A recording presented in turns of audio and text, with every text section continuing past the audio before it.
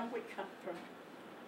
Because as a child, my mother and father separated when I became a mother at 6 years old. So I can relate to you because of your story. Would you share with the audience your story? Because you have an amazing story of no matter what background. Share with the audience what happened with you as a young boy. Well, I don't know how far back to go. When I was born, I had a foot and hand turned in, and pigeon foot, I guess they called it, and like hands like this, and I had to wear braces from age 2 to 4. And I asked my dad, I begged him to let me out of those braces because I was laughed at and the kids didn't want to play with me. And I just wanted to be able to run, and I couldn't run. When I finally got out of those at age 4, I desired to just run. And I guess all my life since I've been on the run. So I had restraints, and when you've been restrained like that, you want your freedom. And then when about a year or two later, I got into first grade, and I had problems in learning, and I couldn't read, and it didn't make sense out of things. And I was sort of dyslexic and learning disabled. And my first grade teacher told me that I would never be able to read or write or communicate, never amount to thing, never go very far in life. I told my parents that. I said if I were you, I would put him in sports because he likes to run. And I was able to make it through elementary school with the help of the smartest kids by asking questions. And I later learned that the quality of your life is based on the quality of questions you ask. And as a result of making it through elementary school, I made it through that process. But then when my parents moved to Richmond, Texas, from Houston, Texas, I didn't have that team to ask questions to, the smart kids, you might say, ended up failing and dropping out. And I lived on the streets, hung out on the streets. And eventually I wanted to go surfing because I was good at surfing also, learned how to surf. And so I ended up at age 14 hitchhiking to California and to Mexico and went surfing. And eventually made it to Hawaii and kind of just panhandled and did the surf scene and the hippie scene in the 60s. And eventually over in Hawaii I was living in a tent and almost died when I was 17. You know, Dr. Martini was just talking about the healing and how that feeling inside, knowing that you've helped our youth. You know, right now, I'd like you to share with our audience and give some help. There's children that are going to college now, and they're going to college. There's no jobs. They're devastated. Even not knowing what's going to happen with the economy today. And could you share some tips for our youth, our adults are even going to college today and they don't know what to do by listening to the negative on the TVs, you know, about the job situation and everything. Could you elaborate on that and give some advice to our youth today? Well, I would say that everybody lives by a set of priorities, a set of values, things that are most important, the least important in their life. And when they identify what's truly most meaningful, most inspiring, what's highest on their value list, this is the area that they'll excel in. This is the area that they can't wait to get up in the morning and work on. This is the area that nobody has to motivate them to do something. And to access that and look at what the talents and skills and intellectual understanding that comes out of that, and then find the people who could benefit from that. As long as you find somebody to serve out there that needs a service and it matches what it is you'd love to do, you've got it. You found your niche. And I always say, find out what inspires you the most and find out what people need that is, and put those two together. That way you can't wait to get up in the morning and go do a service for people, and people can't wait to get your service. When people say, I can't seem to get a job, it usually means that they're not going out and doing the things to provide their service. I can't imagine not finding a job. I mean, when I was 9 years old, I went to my dad, I said, I want some money. And he says, well, you know, that's great, but you got to work for it. I said, well, great, what can I do? He said, well, if you mow the yard. I said, yeah. Have you edged the yard? Yeah. Have you cleaned the gutter? Yeah. Have you swept the sidewalk? Yeah. Have you cleaned the garage? Yeah. Have you trimmed the trees? You done everything? I said, yeah, I've done all those things. He said, well, then I have nothing I can provide money for you. If you want to get money, you're going to have to go to the neighbors. So I had to go to the neighbors. And I went door to door looking for things to do. And I'm so grateful for that because it taught me that there's never a lack of money for somebody who's willing to serve. All you have to do is go out and find a service that inspires you, that you can't wait to do. So target and find out what you're inspired by, find out somebody who needs that, and you've got a natural source of income. And you can make a difference in people's lives and get a reward out of doing that. So that's what I tell people at youth. Don't sit there and talk about how somebody's supposed to do it for you. Don't live from entitlement, live from empowerment, take action. Do something that inspires people and helps people. You do the workshops all over the world. I know in your bio, South Africa and some of the countries you've been in. Could you share with that? I know that amazing things are happening with you there. Could you share that with the audience? Because no matter what race, what background, people are hungry all over the world for the truth or guidance. People are looking for guidance right now. Well, you know, whether I'm in Japan or Dubai or China or South Africa or European countries or Australia or New Zealand, no matter. People just want to do what they love. They just want to be loved and appreciated for who they are. They want to be able to contribute and do something amazing with their lives. They want to feel like they're making a difference. And if you give them tools, they can assist them on that. They embrace you.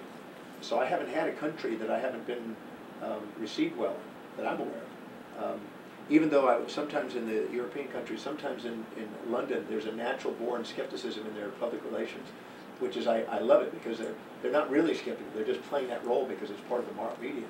And I love dancing with that. I just think it's fun because that's just their style. So once you get an idea of what their values are in that individual country, you can play with it, have some fun, and make a difference in people's lives. So I don't care what race or creed or color or age or sex people are. I think that there's something that is universal about human behavior and maximizing awareness and potential that people want. So it doesn't matter where it is. I've been in your breakthrough classes and also your seminar, and everybody is spellbound. They don't want you to leave. I know it's amazing of the knowledge and that you have for every person, for every walk of life. I know that you have not only wrote all the books, but I was inspired. You were a teacher in The Secret, and you have done several movies. Could you share that with us about The Secret today? The inspiration that was in there, and what inspired you there also in the movies that you're in right now? Well, I was just doing what I'm doing, and Rhonda Byrne, who's the one that produced The Secret, contacted us and asked if we would be willing to participate. And it just so happened that there was a mastermind group that Jack Canfield organized for Aspen, Colorado, where 35 people that work in book authors and writers and teachers happened to be gathered. So she realized, man, this is an opportunity. I got to go and film as many as I can right there on the spot. So she selected best-selling authors and people that are out there speaking and doing education like myself, and she filmed us. So the original movie was a primetime television 2-hour special. It was originally supposed to go across the world. But at the last minute, the Commonwealth Games bought out the time, and it changed the whole schedule, so they decided to go out with the Vetus DVD and put it out across the world. And it was a phenomenon. It just happened to hit the market just right. And we reached literally 1 billion people with that. And yeah, there have been millions of people that have had their lives changed because of that. I think that it was a little bit diluted down and watered down for the general audience. There was much more profound information that was filmed that was never released, which luckily each of the speakers that were involved have gotten that footage now, and we're releasing it. I have a new DVD coming out called Creative Intention, that's about creating your life the way you really, really intend to have it. And so now there's even more footage coming out that was not released yet. But the Secret was a phenomenon that I'm blessed to be part of. I was amazed at, as you have projected in your life, you think of a person and they show up, they're there. You know, when it's preparation meets opportunity meets preparation. Some more tips that were in the Secret. Could you share with them? I know there was miraculous things that went on there. Well, you know, I was not involved in each of those different components because each speaker had different stories. But the basic theme of The Secret was that if we are really clear about what we really, really want in life, and it's truly us, truly congruent, and we're willing to concentrate on it, dominate our thought on it, visualize it how we want it, like a sports person does. Leading sports people know this. Affirm it inside to us. Discuss it with people that believe in it, and take action on it every day. We increase the probability of that showing up in our life. We increase the probability of seeing opportunities, making decisions on those opportunities, and acting on those opportunities. And we tend to draw and magnetize opportunities to help us. And there's no doubt that anybody, if they're really acutely aware of what's going on in their life, what they think about, they do bring about.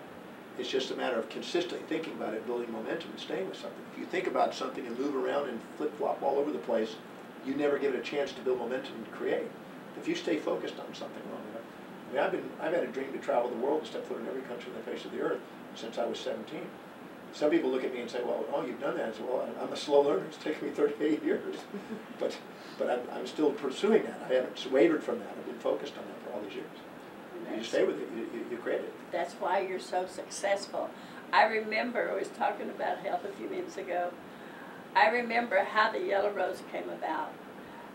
I was doing healings. I had people over and praying for me in my home. And a lady came there, and you met Kate. And Kate came there and was just like, you know, she didn't want to leave. And she said, would you pray for me? She said, I've lost everything in LA in the earthquake.